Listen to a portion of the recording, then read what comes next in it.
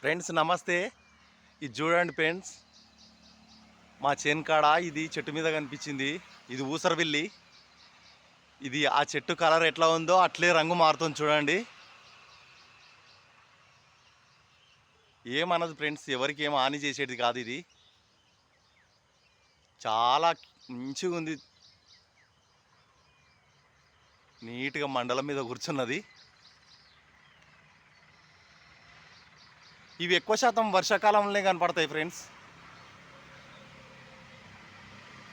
మనకు ఎండాకాలం అట్లా కనపడవు. ఇప్పుడు తొలాయిడి దినంలోనే ఎక్కువ ఇవి ఎక్కువ చెట్ల మీద కనపడుతుంటాయి. ఇది భూమి మీద ఉన్నప్పుడు ఒక కలరు, చెట్ల మీద ఉన్నప్పుడు ఒక కలరు, ఆ వాతావరణానికి తగ్గట్టుగా కలరు రంగులు మారుస్తుంటుంది. ఇది చూడండి ఫ్రెండ్స్, చాలా మంచిగా ఉంది ఇది.